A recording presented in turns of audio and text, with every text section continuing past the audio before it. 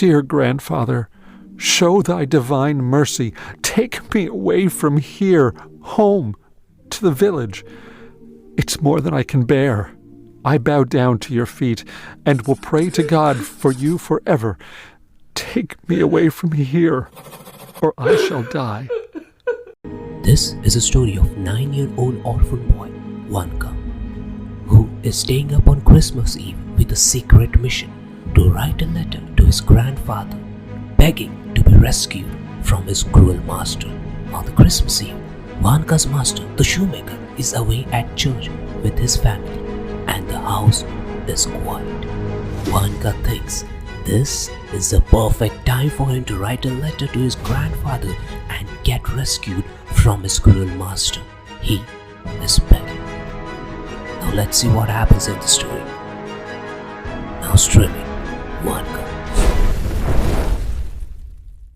You are listening Podcast Audio's Christmas Specials with Scott Jameson. VANKA Zhukov, a boy of 9, who had been for 3 months apprenticed to Alyahin the shoemaker, was sitting up on Christmas Eve.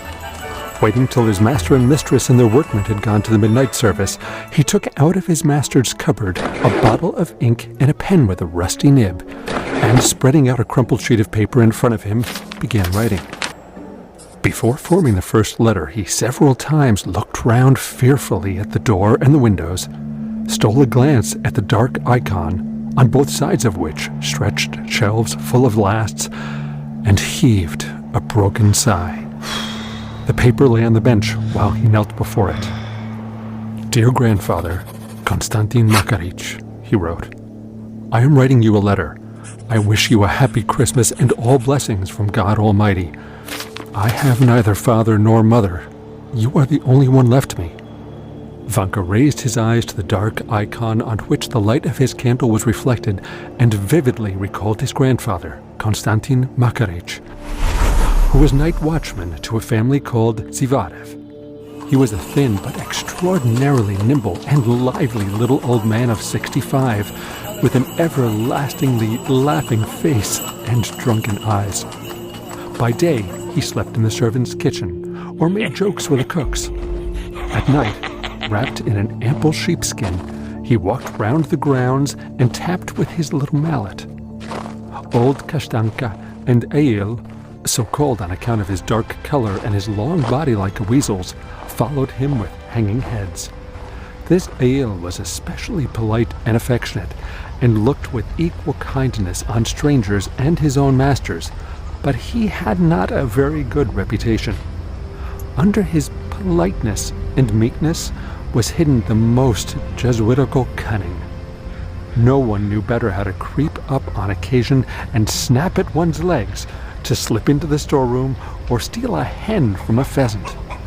His hind legs had been nearly pulled off more than once. Twice he had been hanged. Every week he was thrashed till he was half dead, but he always revived. At this moment, grandfather was, no doubt, standing at the gate, screwing up his eyes at the red windows of the church, stamping with his high felt boots and joking with the servants. His little mallet was hanging on his belt. He was clasping his hands, shrugging with the cold, and, with an aged chuckle, pinched first the housemaid, then the cook. How about a pinch of snuff? He was saying, offering the women his snuff box. The women would take a sniff and sneeze. Grandfather would be indescribably delighted, go off into a merry chuckle and cry, "Tear it off! It has frozen on." They gave the dogs a sniff of snuff too. Kashtanka sneezes, wriggles her head, and walks away offended. Ale does not sneeze from politeness, but wags his tail. And the weather is glorious. The air is still, fresh, and transparent.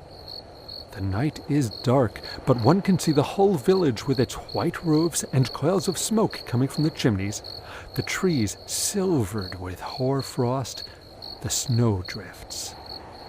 the whole sky spangled with gay twinkling stars, and the Milky Way is as distinct as though it had been washed and rubbed with snow for a holiday. Vanka sighed, dipped his pen, and went on writing. And yesterday, I had a wigging. The master pulled me out into the yard by my hair and whacked me with a boot stretcher because I had accidentally fell asleep while I was rocking their brat in a cradle. And a week ago, the mistress told me to clean a herring, and I began from the tail end, and she took the herring and thrust its head in my face. The workmen laugh at me and send me to the tavern for vodka and tell me to steal the master's cucumbers for them. And the master beats me with anything that comes to hand. And there is nothing to eat. In the morning they give me bread, for dinner porridge, and in the evening bread again. But as for tea or soup, the master and mistress gobble it all up themselves. And I am put to sleep in the passage, and when their wretched brat cries, I get no sleep at all, but have to rock the cradle. Dear grandfather, show thy divine mercy. Take me away from here, home, to the village. It's more than I can bear. I bow down to your feet and will pray to God for you forever. Take me away from here, or I shall die. Vanka's mouth worked.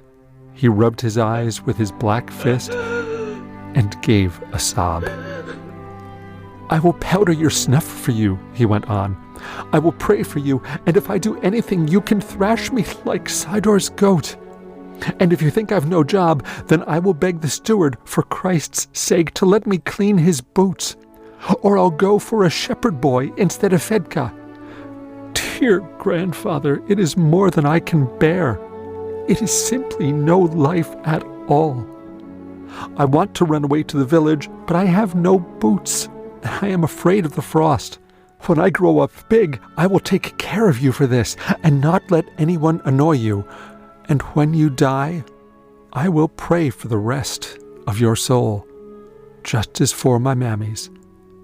Moscow is a big town.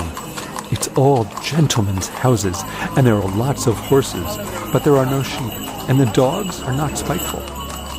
The lads here don't go out with the star, and they don't let anyone go into the choir. And once, I saw in a shop window fishing hooks for sale, fitted ready with a line and for all sorts of fish. Awfully good ones.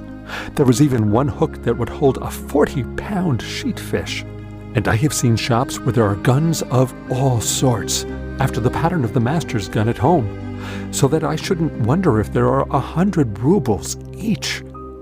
And in the butcher's shops, there are grouse and woodcocks and fish and hares, but the shopmen don't say where they shoot them.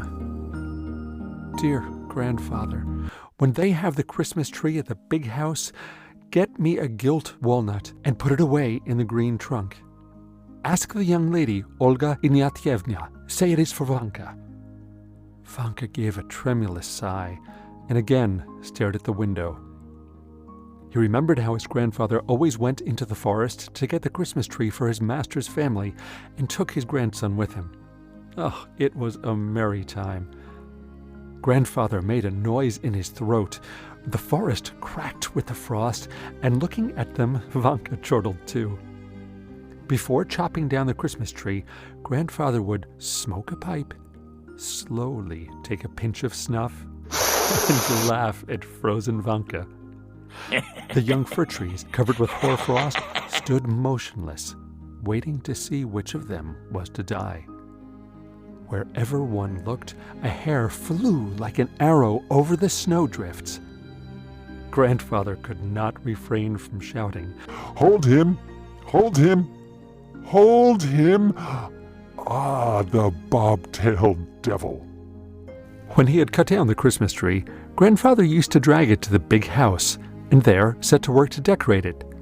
The young lady, who was Vanka's favorite, Olga Ignatyevna, was the busiest of all. When Vanka's mother, Pelageya, was alive, and a servant in the big house, Olga Ignatyevna used to give him goodies, and having nothing better to do, taught him to read and write, to count up to 100, and even to dance a quadrille. When Pelagiana died, Vanka had been transferred to the servants' kitchen to be with his grandfather, and from the kitchen to the shoemaker's in Moscow. "Do come, dear grandfather," Vanka went on with his letter. "For Christ's sake, I beg you, take me away. Have pity on an unhappy orphan like me. Here, everyone knocks me about, and I am fearfully hungry. I can't tell you what misery it is. I am always crying. And the other day, the master hit me on the head with a lash so that I fell down. My life is wretched, worse than any dog's. I send greetings to Alyona, One-Eyed Yegorka, and the coachman, and don't give my concertina to anyone. I remain your grandson, Ivan Zhukov. Dear grandfather, do come." Vanka folded the sheet of writing paper twice and put it into an envelope he had bought the day before for a kopeck. After thinking a little, he dipped the pen and wrote the address. To grandfather in the village. Then he scratched his head, thought a little, and added Konstantin Makarich. Glad that he had not been prevented from writing, he put on his cap and, without putting on his little greatcoat, ran out into the street as he was in his shirt. The shopman at the butcher's, whom he had questioned the day before, told him that letters were put in post boxes, and from the boxes were carried about all over the earth in mail carts with drunken drivers and ringing bells. Vanka ran to the nearest post box and thrust the precious letter in the slit. An hour later, lulled by sweet hopes, he was sound asleep. He dreamed of the stove. On the stove was sitting his grandfather, swinging his bare legs and reading the letter to the cooks. By the stove was Ajay, wagging his tail. Ho, ho, ho, ho! Merry Christmas!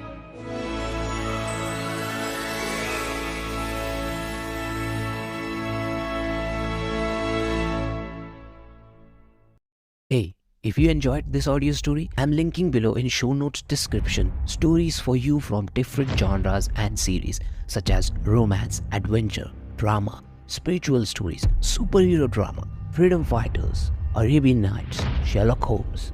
You can download these stories and listen as per your convenience. Good news is we have updated our website, which is www.createyouryears.in, so you can find stories from your favorite genres. So why wait? Enjoy magical storytelling, download free and listen as per your convenience while you commute. And then I just like to say that if you like this show, follow or subscribe to our podcast wherever you're listening so you get notified whenever we bring new stories. And do rate us because rating helps others to know the quality of our show. So what are you waiting for? Go ahead to the show notes, tap on the links as per your genres and enjoy the magic of storytelling.